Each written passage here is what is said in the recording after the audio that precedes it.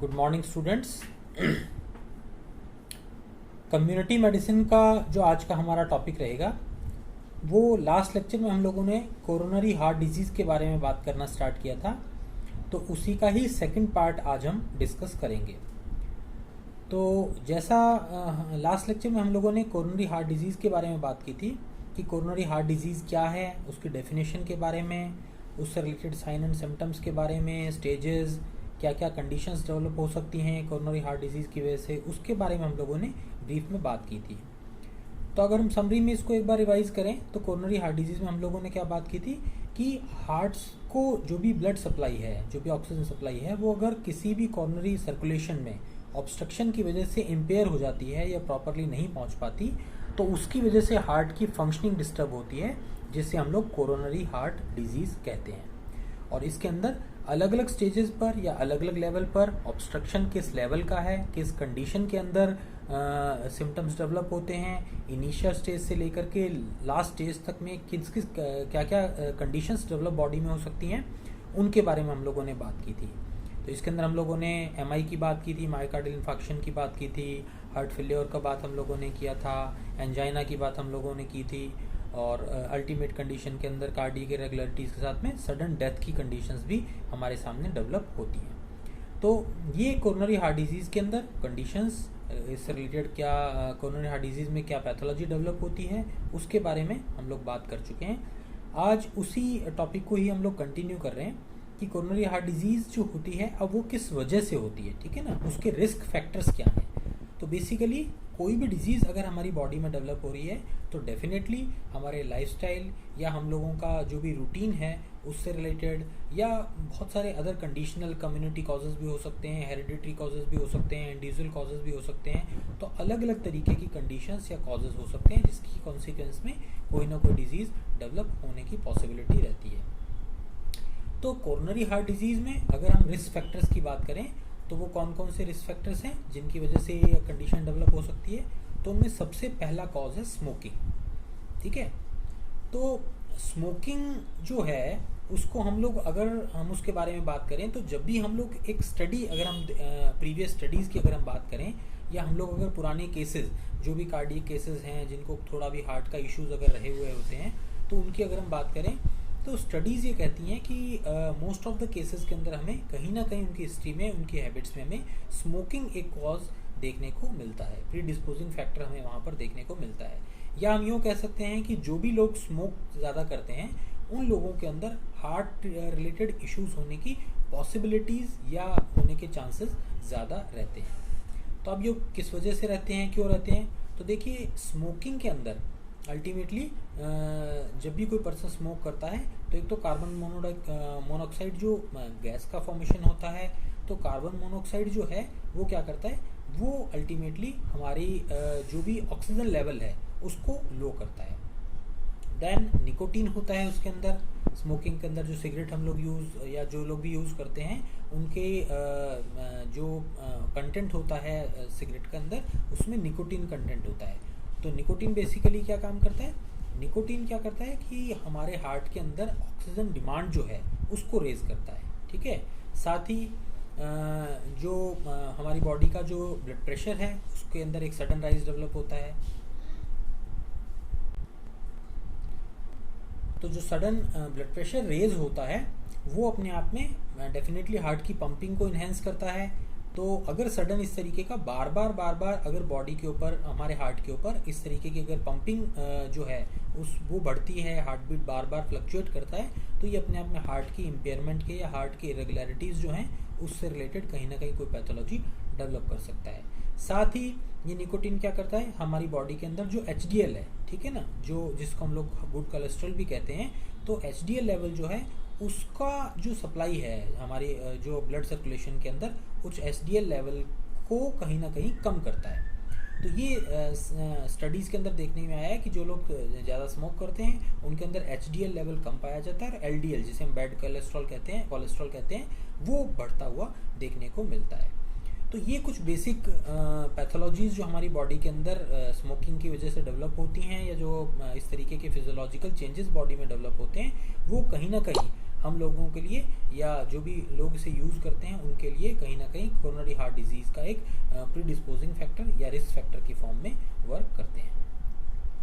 तो ये बात होगी स्मोकिंग की। देन नंबर 2, ब्लड प्रेशर या हाइपरटेंशन। तो जिन भी लोगों को हाइपरटेंशन की एक हिस्ट्री रहती है या हाइपरटेंशन रहता है, ब्लड प्रेशर बढ़ा हुआ रहता है जिनका बार बार बढ़ता है, या एक कंटिन्यूस जिन लोगों के हाई बीपी का एक बॉडी के अंदर टेंडेंसी जिनकी हम लोगों को देखने को मिलती है, वो एक मेजर रिस्क फैक्टर की फॉर्म में हमारे सामने रहते हैं, जिन्हें फ्यूचर में आगे जा कर के डेफिनेटली हार्ट से रिलेटेड कोई इशू होने की possibility in comparison to common people या नॉर्मल पीपल ज़्यादा देखने को मिलती है। कारण, कॉज, तो देखिए ब्लड प्रेशर क्या है, हमारे हार्ट का जो एक पंपिंग है वही अल्टीमेटली हमारी बॉडी के अंदर ब्लड वेसल्स के अंदर ब्लड का सर्कुलेशन डेवलप होता है। तो अगर वो किसी न किसी वजह से ब्लड का सर्कुलेशन कंटिन्यूस अगर ज़्यादा रहेगा तो वो ब्लड की हार्ट के अंदर उस पंपिंग का जो एक प्रेशर है उसको कंटिन्यू एनहेंस करता रहेगा और उसकी वजह से हार्ट पर एक कंटिन्यूस लोड बना रहता है। तो जो लोग भी हाई बीपी के, हाइपरटेंशन के पेशेंट्स होते हैं उनके अंदर आगे चल करके कोरोनरी हार्ट डिजीज़ होने की पॉसिबिलिटी हम लोगों को ज़्यादा देखने को मिलती है। Then number 3, serum cholesterol. Cholesterol के बारे में हम सभी लोग जानते हैं कि बॉडी में अगर कोलेस्ट्रॉल लेवल राइज होता है या ज़्यादा रहता है तो कोलेस्ट्रॉल का जैसा हम लोग बात कर रहे हैं कि बेसिकली बॉडी में हम लोगों ने इस चीज़ को नोटिस किया है कि जो कोलेस्ट्रॉल लेवल है वो डायरेक्टली हम लोगों की कहीं ना कहीं हार्ट के अंदर ब्लड वेसल्स जो हैं उसके अंदर जो ब्लड फ्लो है उसको कहीं ना कहीं अरेस्ट करता है। तो पैथोलॉजी की अगर हम बात करें तो बॉडी में क्या होता है कि जब ब्लड के अंदर सीरम कोलेस्ट्रॉल बढ़ेगा, कोलेस्ट्रॉल क्या है, बेसिकली बॉडी के अंदर हमारे जो भी फैट, जो भी डाइट में हमारे फैट जा रहा है वो हमारी बॉडी के अंदर कोलेस्ट्रॉल की फॉर्म में डिपॉजिट होता है और वही जब ज़्यादा हो जाता है तो ब्लड के अंदर उसका लेवल इंक्रीज होने लग जाता है और वही कोलेस्ट्रॉल जो है फैट की फॉर्म में ब्लड की डेंसिटी को या अल्टीमेटली जो ब्लड के जो इनर वॉल्स हैं, ब्लड वेसल्स की जो इनर वॉल्स हैं उनके अंदर कहीं ना कहीं एथेरोजेनेसिस डेवलप करने लग जाता है।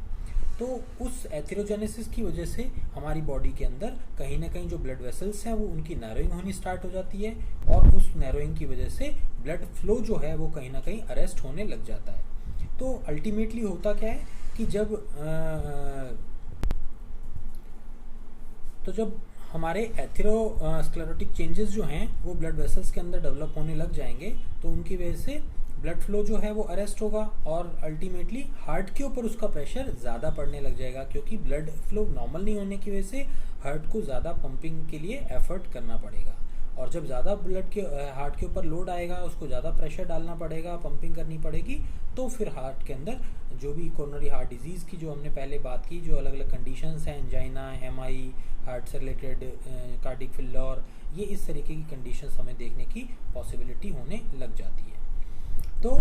सीरम कोलेस्ट्रॉल बढ़ना जो है वो अपने आप में एक डायरेक्टली कोरोनरी हार्ट डिजीज़ जो है उसकी तरफ इंडिकेट करता है अगर वो बढ़ रहा है। जब हमारे पास पेशेंट का अगर कोई आता है हाइपरटेंशन का है, अगर हम उसकी इन्वेस्टिगेशन कराते हैं तो हम लोग जनरली लिपिड प्रोफाइल करवाते हैं। लिपिड प्रोफाइल के अंदर हम लोग देखते हैं कि उसका कोलेस्ट्रॉल लेवल क्या है। अगर वो कोलेस्ट्रॉल लेवल हमें रेज्ड मिलता है, ज़्यादा मिलता है, तो फिर हमारा डाउट जाता है कि कहीं ना कहीं उसको कोई ना कोई कार्डियक इशू होने की पॉसिबिलिटी नियर फ्यूचर में हो सकती है। तो उसके लिए वहीं पर ही उसी लेवल पर उस कंडीशन में ही उसकी जो भी कोलेस्ट्रॉल लेवल है उसको मेंटेन करना या उसे नॉर्मल लेकर के आना ज़रूरी है ताकि हार्ट की पंपिंग जो है वो इफेक्टिव ना हो और उसकी वजह से हार्ट पर ज़्यादा प्रेशर या लोड ना डेवलप हो सके। और अगर वो नॉर्मल रहेगा तो फिर डेफिनेटली हार्ट से रिलेटेड पैथोलॉजीज होने की पॉसिबिलिटीज़ कम हो जाएंगी। देन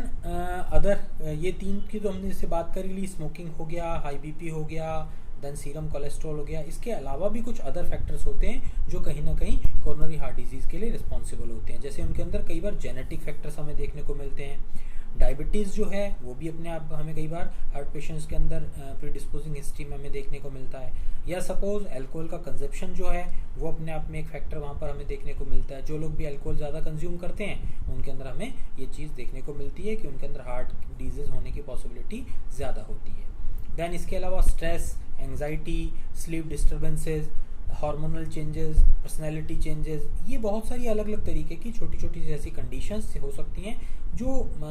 लंबे समय तक हमारी बॉडी के अंदर अगर ये फैक्टर्स किसी भी पर्सन के अंदर अगर बने रहते हैं तो उनकी वजह से वो पर्सन कहीं ना कहीं उसको कोई ना कोई कार्डियक इशू होने की पॉसिबिलिटी या कोरोनरी हार्ट डिजीज या सीएसडी होने की कंडीशंस होने की पॉसिबिलिटी बनी रहती है। तो इस तरीके से ये कुछ रिस्क फैक्टर्स हैं जिनको हम लोग पॉजिटिव फैक्टर्स भी कह सकते हैं सीएचडी के। तो उसके बारे में हम लोगों ने बात करी कि कौन कौन से ऐसे फैक्टर्स हैं जिनकी वजह से सीएचडी होने की पॉसिबिलिटी हमें देखने को मिलती है। देन अब अगर हम इसके प्रिवेंशन की बात करें तो प्रिवेंशन को हम लोग यहाँ पर 3 कैटेगरी के अंदर यहाँ पर हम इसको डिवाइड करते हैं। एक तो होती है population strategy, then high risk strategy and then secondary prevention. तो पॉपुलेशन स्ट्रेटजी, हाई रिस्क और सेकेंडरी प्रिवेंशन, इसको अगर हम इन डेप्थ अगर हम बात करें तो सबसे पहले से हम लोगों ने बात की पॉपुलेशन स्ट्रेटजी। तो पॉपुलेशन स्ट्रेटजी से क्या मतलब है कि पॉपुलेशन स्ट्रेटजी के अंदर भी हम लोग इसको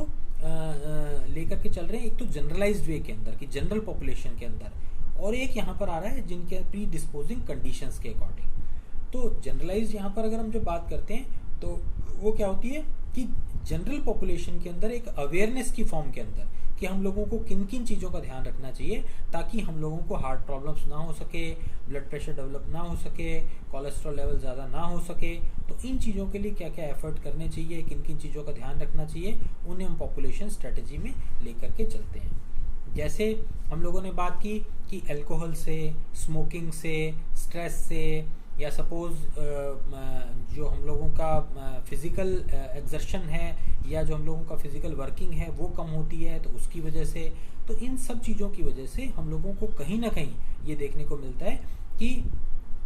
पर्सन को ये डिजीज, जैसे हम लोगों ने रिस्क फैक्टर बात की कि सीएचडी होने की पॉसिबिलिटी हम लोगों को देखने को मिलती है। तो लोगों को इस बारे में अवेयर करना कि ये रिस्क फैक्टर्स हैं, इन प्रॉब्लम्स की वजह से या इन लाइफस्टाइल डिसऑर्डर्स की वजह से आपको अल्टीमेटली ब्लड प्रेशर हो सकता है, कोलेस्ट्रॉल बढ़ सकता है और अल्टीमेटली लॉन्ग टर्म के अंदर ये कहीं ना कहीं आपको कोरोनरी हार्ट डिजीज़ की पैथोलॉजी में ले जा सकती हैं चीज़ें। तो हम इन चीज़ों से अवेयर रहें, इनके बारे में हम लोग ध्यान रखें कि हम इन चीज़ों को यूज़ में नहीं लेना है। साथ ही फिजिकल एक्सरसाइज जो है उसको बढ़ाना है, साथ ही हम लोगों को स्ट्रेस लेवल है उसको कम करना है, खाने पीने के अंदर फैटी फूड जो है उसको कम करना है, अल्कोहल का कंजप्शन कम करना है, स्मोकिंग नहीं करना है। तो इस तरीके से ये सब चीज़ें जो हैं लोगों को एक जनरल अवेयरनेस की फॉर्म में हमें बतानी होती है। तो ये हो जाता है पॉपुलेशन स्ट्रेटजी।